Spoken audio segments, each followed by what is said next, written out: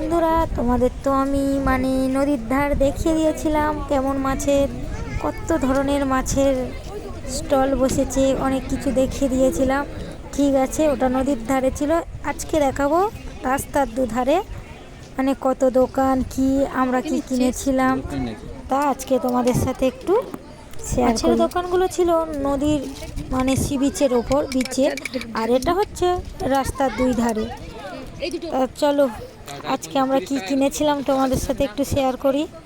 দেখো দোকানগুলো দেখতে পাচ্ছ, দেখেই খুব পছন্দ হবে। যা জিনিসগুলো খুব সুন্দর দেখতে, আমার তো ভীষণ ভালো লাগছিল।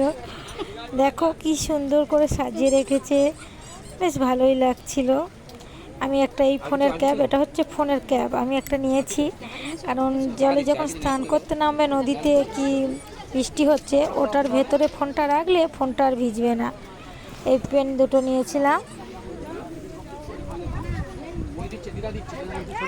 কত সুন্দর করে সাজিয়ে রেখেছে দোকানগুলো।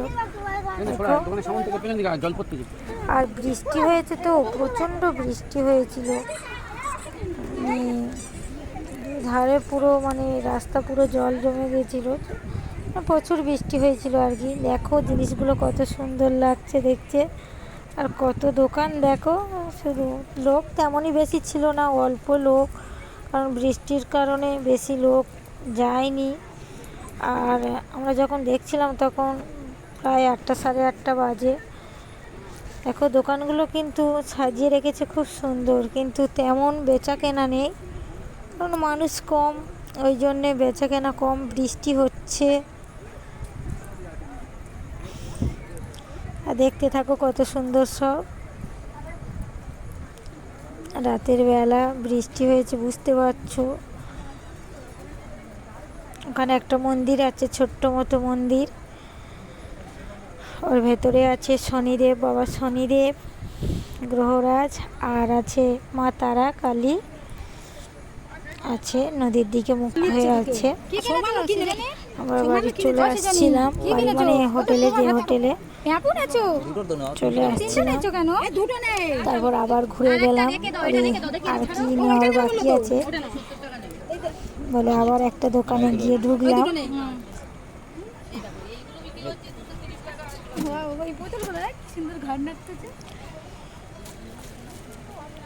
দেখতে থাকো। এই দেখো আমার ভাইজি ওইগুলো নিচ্ছে, বলছে কি নিচ্ছে, বলছে প্যাপো নিচ্ছে, ওগুলো বাজে, চেপে ধরলে আওয়াজ হয়। ও 3টে নেবে, ওর মা বলে না 2টো নাও, তো এই 2টো সবুজ 2টো নিয়েছিল।